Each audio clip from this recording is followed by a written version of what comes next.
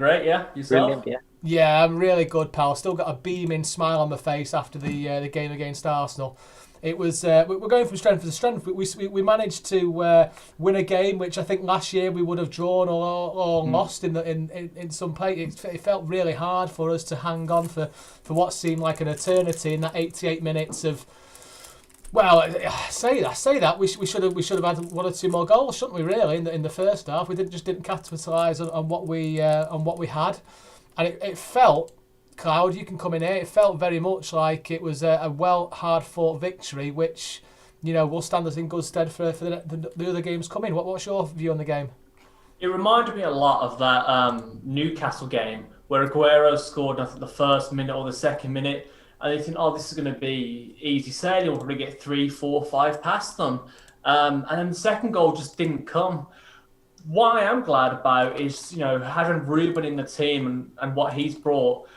This felt like a game that last season we would have either drew 1-1 or we would have lost 2-1. But now that we've got that solidity at the back and what he's changes to a team that even when we aren't playing at our best, we can still grind out a result. And I think that's something we've been missing for the longest time because we've been so used to scoring four, five, six goals, and you can't always do that. So I think it's good for the mentality of the team to be able to just get that one goal lead, but still hang on to it. And we didn't really concede any major chances that I noticed against Arsenal for the entire 90 minutes. Yeah, I agree. What about your thoughts, Neil? How do you think it went? Yeah, I think it was not so bad. I think it was not as bad as we were thinking because, as Cloud said, we didn't concede any major chances. I think Arsenal's XG was about 0.3, and as you said, we had a couple of chances. I think Sterling in the first half could have had a brace, should have had a brace. So yeah, our XG was nearly 2, so we could have scored more. But as our defensive stability now means a 1-0 is like a 2-0 for us because it's so hard to break past Stones and Diaz right now. So I, I Yeah, think it I think is. that was a I think that was a pretty good victory. Given we can't expect, as you said, we can't expect to score 3 or 4, and we're playing a game every 3 days. So as long as we win, I think that's pretty good. Absolutely. And Cloud, I want to bring you up on what you mentioned before about Diaz. Um, Ruben, for me, I mean, it's obvious to me now after watching. We've seen Laporte come back, and we've seen Laporte and filling a few opportunities for City in the last couple of games. But for me, Diaz and Stones is the centre back partnership that's going to see us through to hopefully lifting some silverware at the end of the season. I'm convinced of that. Their partnership seems as strong as any that I've seen City have in a centre back partnership in years and years and years. The biggest thing I'm happy with is obviously the clean sheet. I say all the time, clean sheet wins your titles, clean sheets win your titles. But it's just the manner in which we go about getting these clean sheets and the weight that Diaz seems to have put on his shoulders when playing alongside John Stones. There was a couple of situations yesterday where there wasn't many, which is brilliant to say. John Stones has been phenomenal, but I think John Stones lost possession or had a bit of a wayward positioning. He was a bit more advanced than what he should be. But Diaz was able to cover, get the ball back, ended up being a goal kick for City, and he was straight up to John Stones, smacked him on his arse, and said, brilliant play, well done, well done." And he's got that mentality of an absolute natural born leader that must make John Stones feel 10 feet tall whenever he plays next to him. Absolutely. It's something I've noticed for a while now, and it's phenomenal. And it's not just John Stones. I feel that he's having this impact on other players as well. I don't think it's any coincidence that Zinchenko's in the form of his life all of a sudden as well. Edison looks so much more. I don't want to use the word composed, but there was a lot of times you'd see him screaming in goal at his defenders. He's not able to do that, and Diaz is just having a positive effect on the entire back line. His leadership is brilliant. But one thing that struck me with yesterday's game was we seem to be missing that leadership going forward in our players. The only player who I ever see who has that sort of leadership, that sort of mentality is De Bruyne. Because a lot of our other players, they're missing chances and they're smiling and we get another one. And often De Bruyne just is there, and you can see he's got his game face on. He looks like he's ready to headbutt someone.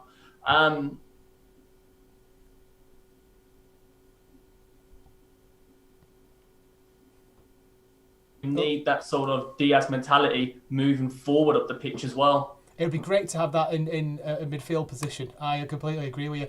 The midfield captain, the traditional captain, is midfield, and it was fantastic to see the likes of Kompany leading from the back when he was captain for us. So for me, yeah, you're right. Kevin's got this real eye of a tiger type face, hasn't he, on him when he's absolutely in the game.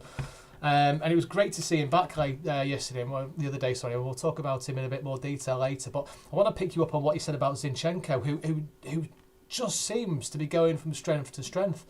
And and I've talked on our podcast a few weeks ago that he's one of these players where at the end of every season, it's going to be, oh, he's going to sell him. He's a utility player. We can get forward to get rid of him. But he comes back. He comes back stronger. He comes back fighting. He's there all the time, just saying, listen, I'm not going anywhere.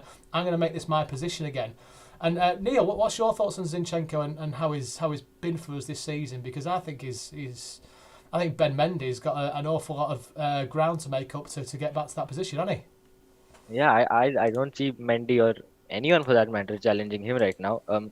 In this current system, I think this is the very best system for him because he plays on the left of our back three in possession and ball progression. Well, because he was a natural midfielder, ball progression is his greatest strength, and he gets to do that a lot. I was doing some research today, so he's the third best fullback in terms of ball progression in the league, behind Kyle Walker and Trent Alexander-Arnold.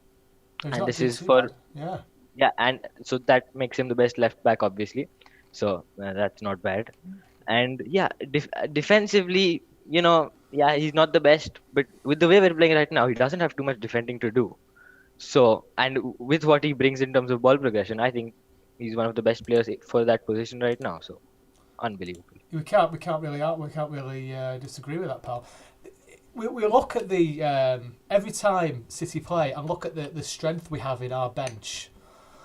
It's phenomenal. It's absolutely phenomenal. It's brilliant to watch all the journalists have a mini meltdown about oil money and everything like that. There's certain media, which I won't name names because I don't like to swear, that slate City for having this phenomenally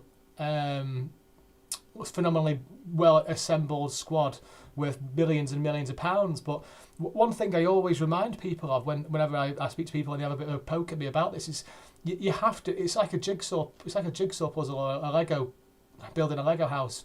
It's all well and good having the bricks, but it's putting them in the right order and putting them together in the right time and when they need to go together and make them play together. That makes them become something that they need to be.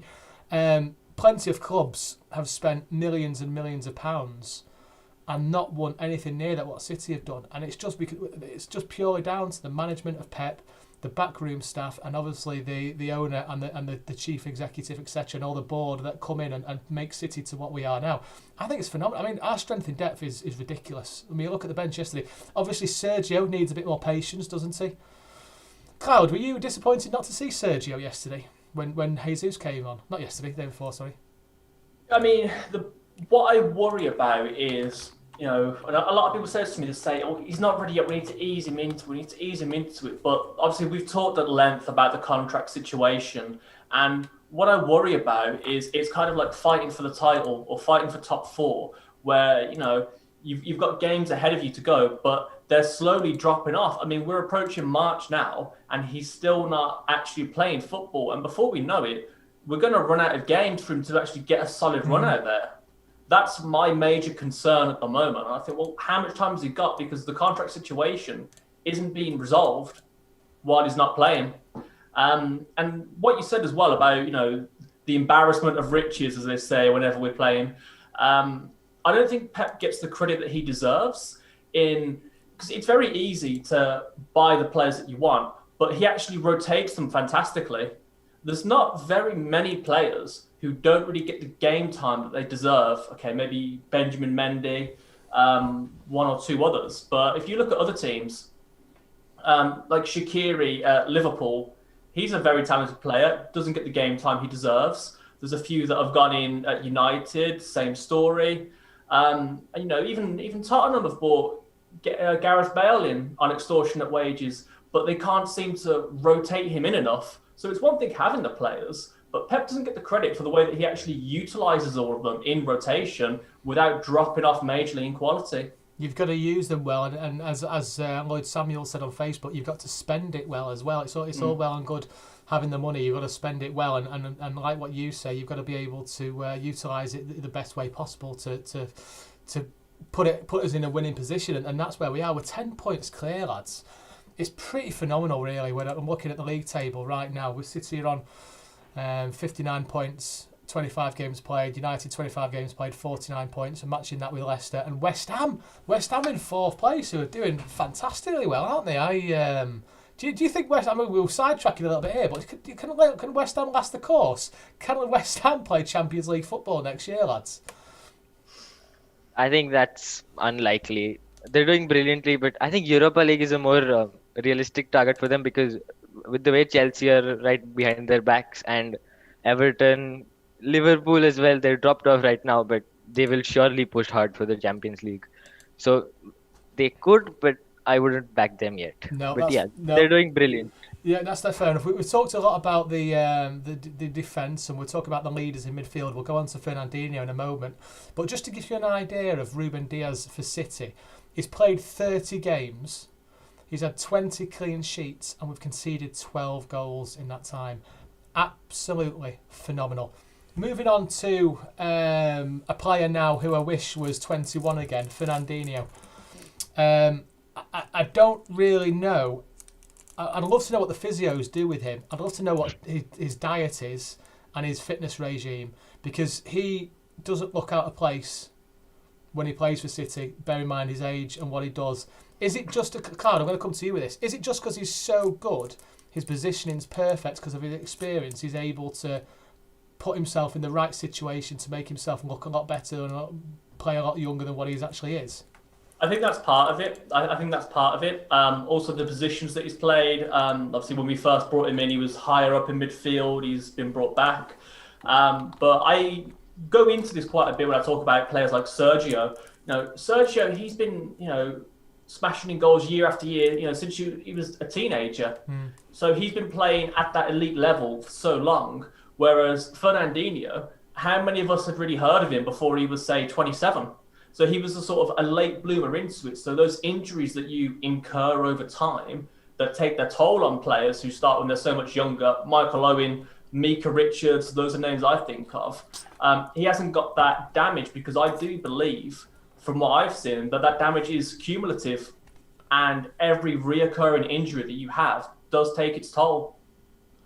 It's a funny one, isn't it? He's played 235 games for City, and when he signed in 2013, all I remember from that time is this player's spent £4 million of his own money to leave Shakhtar and play for us. I thought, that's nice of him. Never heard of him before. It'll be great to see him play.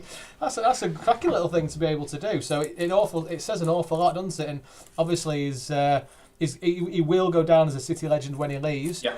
And he's also come out and said he's not going to talk about his contract until the end of the season. I, for one, very much hope he stays on in a playing capacity, but potentially moves into a coaching role. Neil, what's your thoughts about that? Firstly, put the contract on the table for him now. Get him playing for another year, first of all. But as in a coaching role, I think usually defensive midfielders are the best they have the best chances of becoming managers in the future. So, and Fernandinho certainly seems to be the type of guy who can become a manager, and he's a captain now as well. So, it would obviously be brilliant to see him take up a coaching role if he can. But I'd still want 1 more year of him playing. He was unreal yesterday. I want him to play for a year. Yeah, no, I agree with you. I think it's well worth having. I think it's great for anyone coming through. I think it's good for Rodri to have some competition there as well, and it's good for Rodri to learn from. I think Rodri's had a good season, and obviously he didn't start against Arsenal, so it was a different one for him. The question is, if you're going to have one or the other in that position, I think you'd go for Fernandinho at the moment, wouldn't you? Over Rodri, but Rodri's been quite good, hasn't he? I'll put it this way: we're going to play Spurs in the League Cup final in a month or so's time, would you have Fernandinho or Rodri in that holding position, or would you play both? Fernandinho. Rodri. What's your thoughts with Rodri? I mean, the thing is, Rodri is a lot better sort of press resistant. I think he's a lot better at building the play up the field. And then Fernandinho, yes, he does bring that sort of defensive stability. Not that Rodri's too shabby at the moment, but the points of the squad that I feel Fernandinho enforces are probably some of our strongest attributes right now. The defensive work. I think Rodri's brilliant in the position he plays. I think he's so creative, and it's something he doesn't really get the credit for. I really do think that he's the future of the squad. Yeah, I agree about like Rodri being the future of the squad, but against a side like Tottenham, who possess an obvious counter-attacking threat, and for all, no matter how good our defense is, I'll always be a bit scared about Tottenham. So I would like to have a little bit of extra assurance with Fernandinho. But I think between the two of them, it's more situational. That he's 35 now, so I don't see Fernandinho playing week in, week out anymore. So Rodri will probably get more game time. But in such big games where you might use a bit of defensive assurance, I think Fernandinho is a good choice. Good call, lads. Right, we'll talk about Raheem Sterling for a minute. Second, third minute goal with his head. Seems to be unmarked completely. How do you think he played, and how do you think he's been doing? He's needed that goal for a while, I think. Cloud, we'll go with you with this. Yeah, I mean, this might be unpopular, but as far as our players go from that game against Arsenal, on our side of the starting 11, I think he was the worst player on the pitch. Okay, yeah, he did get an early goal. Yes, it was a goal we needed for 3 points, but that goal to me said more about Arsenal's defence than it did about, Sterling being clinical. Mahrez was absolutely brilliant the first 20 minutes. He kept wide, which is something he doesn't normally do. He was looking to create the assist more, a team player. And I started taking screenshots and posting them in the Discord, and I was saying to people, look at the amount of space that Tierney's offering Mahrez. And then Arsenal's back line shift horizontally over to cover that space with him. And then for the rest of the game, Sterling just seemed to hug so far inside on the left. Whereas if he created more width instead, the line would have had to spread and we could have maybe got through. But he didn't do that. We didn't really create any of the chances, nothing as good at least.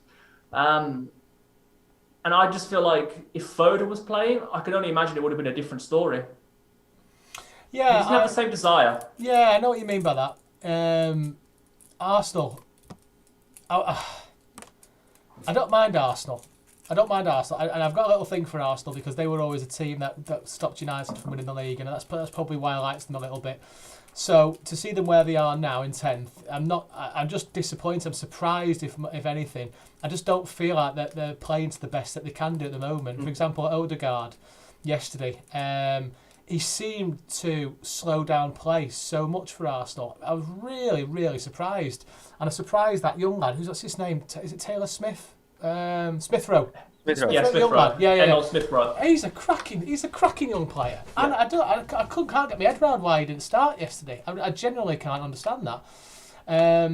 But, more the better for us. And Raheem Sterling was left totally unmarked to score with one of the smallest people on the pitch to score with a header. They must be absolutely fuming with themselves, that defence. It's great for us, obviously, but they've not done themselves any favours there. Why did we struggle to capitalise on that 20 minute of Mahrez magic and the possession we had? Where did we struggle to? Was it we were not clinical enough? We were just not putting enough people in the box. Were we not having enough shots? Because we had plenty of shots. Looking at this, we had 11 shots and only 3 of them were on target during the whole game yesterday. I think first of all we were not clinical enough. There's no doubt. Sterling had another great chance. I think De Bruyne played him through. He sat the keeper down, but then he didn't manage to shoot in the end. So he should have had that goal. But yeah, overall, first 20 minutes Mahrez was really good. He created that one chance for the goal, obviously, but after that, he was great, but inside the box, probably because we had a false nine and not a pure striker, we didn't have enough people for headers or to attack Mahrez's crosses, so that took us out of the game. Secondly, I think Gundogan didn't push as high as he usually does. I think he sat a bit deeper instead of making those late runs that he usually does. So I didn't, especially early on, I didn't see enough of him getting into the box. So that also did contribute. And yeah, Sterling again, he was way too tight centrally. So he never stretched. I don't think Bellerin had any problems except the header, but I don't think Bellerin had anything to worry about with him for most of the match. And yeah, and Bernardo false nine, he was good. He was all over the pitch, but he wasn't in the box attacking the crosses most of the time. So I think we didn't have enough in the box, and we didn't stretch them enough, as Cloud said, with Sterling. So we couldn't break through them centrally either. So that's what cost us, I think. If you two could go back in time and have a bit of hindsight in you, what would you have done differently for the game? Would you have changed anything? Would you have put anyone else in positions that should have been there? Foden for Sterling. Foden for Sterling? Yeah, easily, because he's left-footed, so he's a natural winger. He'd naturally hold the width on the left. He'd stretch the Arsenal defense, and we'd have spaces. And from there, Gundogan could easily make runs through the middle. De Bruyne on the other side. I think they'd be torn apart. What about you, Cloud? What are you thinking? I would have probably played Foden, Jesus, and Torres. I want to see more of all three of those players. I'm not a fan of false nine in games where we have an existing midfield overload. If we need the extra man in midfield, absolutely. But I feel like Cancelo offers that for us already. And I want to see more sort of explosiveness. That's when I think of like 17, 18, where I see like Sane sprinting down the pitch, Sterling sprinting down the pitch, Aguero, a danger man. I feel like that's something that we've lost. And especially when you play those players who are desperate to play, not the ones who it's almost like they're guaranteed to play matches. They play so much harder. And I think that goes with Zinchenko as well. You know, he went so long without playing, and now that he's desperate to play, you know, he gives 100% on the pitch. And I can't think of any game where, especially Foden comes on and doesn't give everything that he possibly has for the game. And that's what I want to see more. I want to see more fighting for places in that front three. I agree with you, Torres. I really want to see more of him. I said before, I think he's going to become a natural position up front and striker for us at some point. I think he's going to do an Henry and start off on the wing and eventually become a striker, because he seems to have a fantastic positional awareness that I've seen Jesus have. Sergio's definitely got that.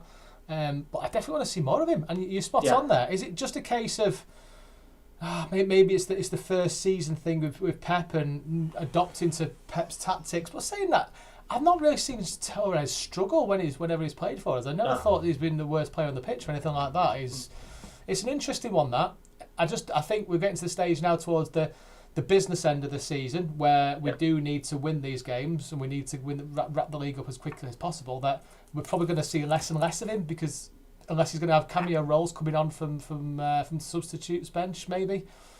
We've not got the League Cup games or the early rounds of the FA Cup games where we're going to see him play from the start, because we can kind of take a gamble because see what I mean. But yeah, I agree with you. I'd like to see more of him. But I'm looking at the league table here. Sorry, I'm looking at the fixtures, and even the teams that you think, they're a banker for City. You're still thinking, I still want to play our full strength squad. I still don't know if there's a place there for Torres just yet, which is a bit disappointing. But that said, this is Pep making changes is what he does best, isn't it? And what's Torres got to do? Is it something in training? Is it something moment of madness during an actual game to get that opportunity? But I don't know. We'll soon see, won't we? There's plenty more games left to go, so hopefully we'll see him a bit more. Where am I looking at here? So basically, where we're at now. So City are unbeaten in the past 25 games across all competitions, 22 wins, 3 draws, which is their second longest run without defeat under Guardiola after a 28-game spell between April and December 2017. So, the question is, what is going to stop us from extending this run we've got now? Crystal Palace. Crystal Palace! Oh! Tell me what your thoughts are. No, with the way we're playing right now, I think it's very hard to stop us from an opponent's point of view, but we are always capable of stopping ourselves.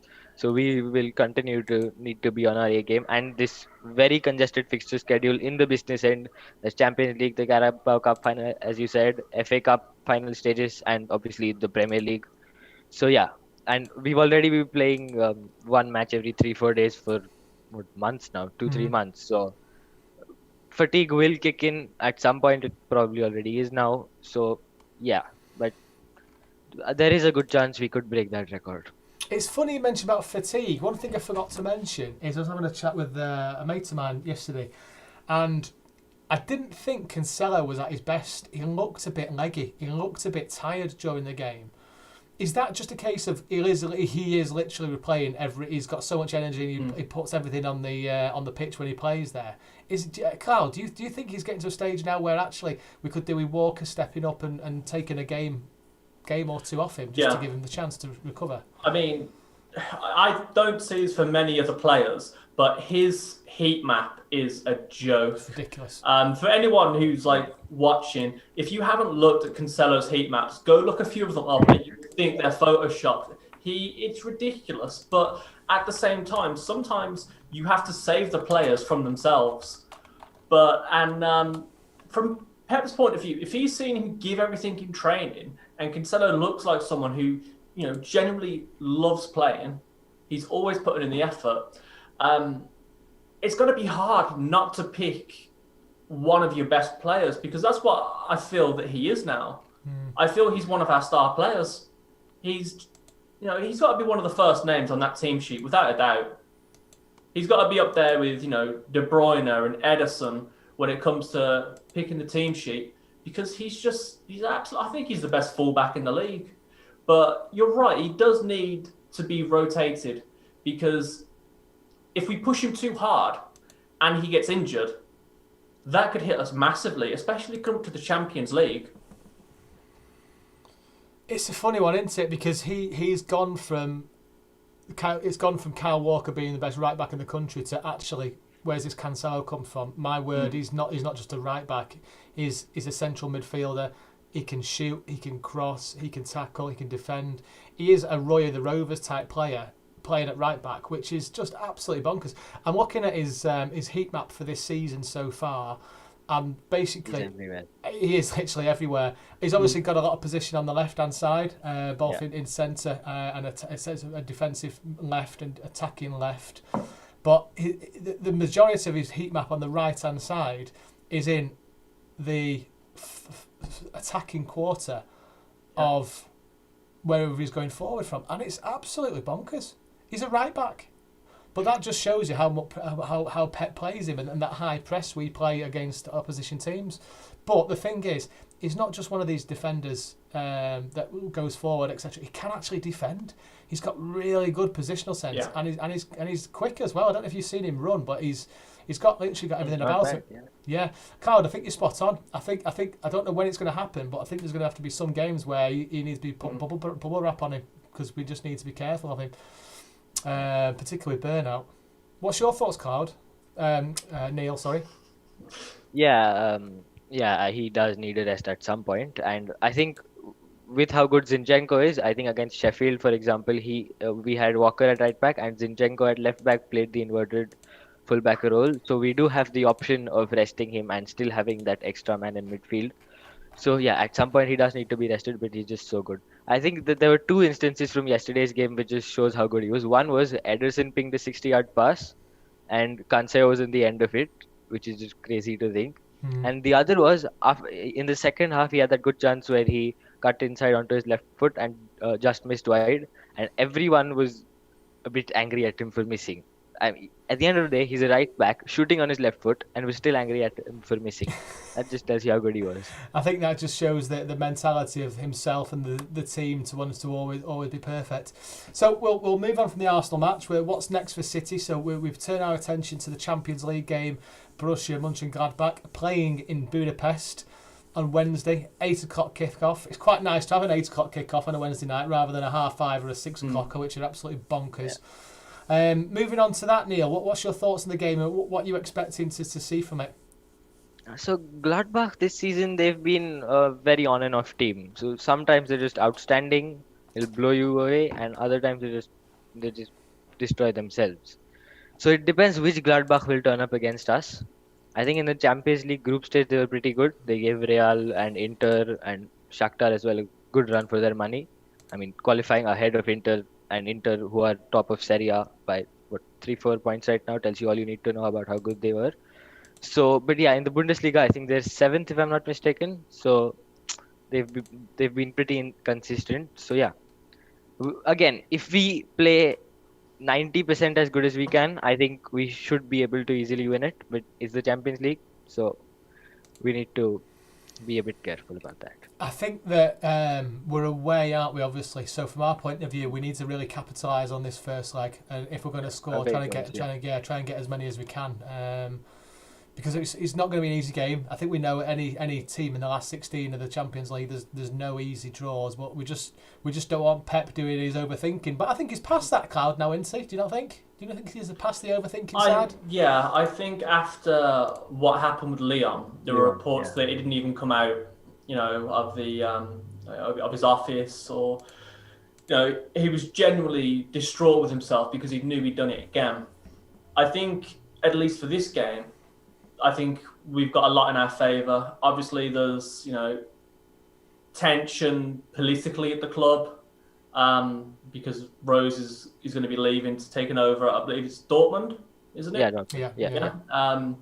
So I don't know any team that plays better after their manager says that he's going to be leaving. So there's going to be some tension there. They're still a formidable team, and especially when you come up in the Champions League, you've got to expect that they're going to come in at their very best. I mean, we spoke about it before. I think their main danger men are going to be Hoffman, and I think we absolutely need Cancelo there to exploit him and stop them playing their game, going from the 4-2-2, and the 4-3-3. Yeah. And I think we also need to be careful about Zakaria because he's sometimes been played as that sort of like a wide playing box-to-box midfielder. So he could be trying to drag Zinchenko out of position or Cancelo. And I think we need both of those fullbacks because if the idea is to stop one of them playing their game, as Neil said earlier, Zinchenko can move in there, Cancelo can move in there. So they can only target one at a time. And I think that's the key for us, those two players. And then just take the game to them and don't stop scoring. Don't let up the pressure. But I think the players are going to be extra motivated because they've suffered heartbreak after heartbreak against opponents they know they should have beaten. Yeah, I think City are going to have a massive eye of the tiger on Wednesday night. I think they're going to be really, really up for it. I think if you're not up for this type of game, at the best of times, you should be playing professional football. But I think you're spot on, Cloud. I think that the team's going to be thinking of this game. They're going to be travelling over there, however they're going to get over to Budapest, and all they're going to be thinking about is we are not leaving this until we score a couple of goals, and we're not going to still not going to be satisfied. Then, I think we're coming into the best. I think it's possibly the best time we could be playing a Champions League game with this run that we're on. Mönchengladbach will be absolutely petrified of our press and the players that we've got around us. I'm fully expecting a full strength squad. I don't believe there's any injuries. Do you know of any injuries that I've nothing? Ake is still training without the first team. He's training on his own, I believe. Yeah. Well, it's good to see. It's good to hear Ake is on his way back, and hopefully we in the nicest possible way we won't need him. But if you know what I mean, there it's good to have a backup there. I certainly want Phil to start. I certainly want Foden to start, and I'm sure he will do after being rested. Was it yesterday we played or Saturday? My head's got. Yesterday. It was yesterday. Yeah. My head's got. Yeah. I certainly want Phil to play. I certainly want Phil to start. Obviously, we've got De Bruyne. We've got Gundogan's going to play. The question is he going with a false nine or is he going to start Jesus in that striking position? And I just can't make my mind up with what I would do if I was Pep. So I want to ask you two what you would do. I'm a backer of the false nine, but in this game I start Jesus just because of what he brings in terms of the press. Okay. So I would start Jesus. Okay. Card, what are you thinking? Give me your tactical knowledge. Bernardo, Gundogan and De Bruyne are all fantastically in form. I would play a false nine if there's a reason to play the false nine. But what I don't like is you've got 3 players in form, and you want to shoehorn all 3 of them into the squad. I wouldn't want to shoehorn Bernardo into a false 9 just to have him play. You've Yeah. got to make the hard decision. I would, I'm with Neil. I'd want a striker for this match just because there's a second leg. So, from my perspective, and as you said with away goals, we want to get as many of those away goals in as we possibly can. So, for me, I have to go with the striker option. Yeah, you've both sold it to me there. I think we have to. The question for you is it too soon to have Aguero back into that position? Yeah, it's too soon. Too soon? I'd play him. Oh, do you know what? I've got a sneaky suspicion he might play, but I also that's just my heart talking. My head's telling me he's still going to be on the bench, but the heart's saying, do you know what? That'd be brilliant. Imagine the Twitter meltdown, the Discord meltdown if Sergio starts. It'd be absolutely amazing. And I tell you what, he would be right up for that. We're talking about players and being up for this game. Start Sergio in the Champions League, hearing the Champions League music. He's going to love that. He's going to be right up for it. I think Lloyd Samuel on Facebook, I'd always play him. Yeah, and I want Phil to start as well. I think there's no question about that. So let's think of our team for the Gladbach game then. We've got Ederson in there. We're gonna have Cancelo at right back, aren't we? Diaz and Stones and Zinchenko Easily. left back. Yeah, surely. Won't get away from that, would you? No.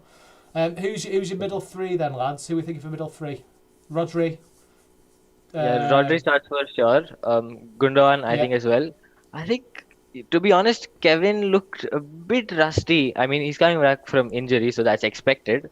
Not a criticism of him, but I think he looked a little bit rusty against Arsenal. So I would actually play Bernardo over him, and if we need him, he can come on halftime, early in the second half. But yeah, I wouldn't start Kevin. I personally think Kevin will start. I can see what you mean by rusty, but I think that was Pep giving him the time against Arsenal to make sure he's fit for this game. So I'd be extremely surprised if Kevin is fit, he's not starting for us. What do you think, Cloud? He's got to play, hasn't he? He's got to. I think De Bruyne is the better option for us in terms of deliveries and things like that. However, with Hoffman on that left side, I know Bernardo can cover that sort of right wing back position, which then allows Cancelo to advance if needs be. Yeah. So it comes down to what does Pep think? I think Kev's so much better for us going forward, pinging those balls in, delivering, fantastic. Or we can have Bernardo there to cover if Cancelo goes up. If I'm pushed to give an answer, I'd probably say De Bruyne. And I think he showed up to the Champions League, the interviews he's given after we've gone out, I think he's going to come in an absolute 10 out of 10. Man of the match performance incoming. The other approach we could take, which I don't know if is worth a try, but instead we could have Bernardo on the right of midfield and Kevin on the left and drop Gundogan if we want to have both. Because but that's a question of who you want more, Kevin or Gundogan. So that's another question in itself. Okay. And then the front 3, we're going for Jesus, Foden, and who's on the other side? Are we thinking Mahrez? Sterling. Mahrez. You put Sterling in, would you, Neil? Yeah, Sterling, because again, I think this season he's been better as a right winger in his natural side because, again, against Arsenal as an inverted winger is no good. Torres, but he hasn't played for a while, so I don't know. I think I would go with the trusted option, Sterling. I think there'll be better options than Torres in the nicest possible way. I think it's a bit too soon for him to get a starting position over Sterling or Mahrez, particularly in a game like this. But I think you're spot on. I'm really looking forward to this game now I'm talking about it. I can't wait. Right, we're going to leave this very soon, lads. Let's have your score predictions for Wednesday. Go on, Neil, what are you thinking? 2-0. 2-0 to City. Cloud, what are you thinking, pal? 4-0. 4-0. Oh, rampant score. That'd be lovely. Do you know, to take a 4-0 lead into the second leg, and that's in the 16th of March, that would be quite a nice game to play, wouldn't it? That'd be let's just go out there and just potentially have a bit of fun and hopefully get another goal. And I'd love a big win. I'm not doing the score predictions. We know my superstitious side of things, but we're going to leave it there, lads. Thank you, Neil. Thank you, Cloud, very much. This has been the Manchester is Blue show. Thank you for watching, everybody, and we'll speak to you soon.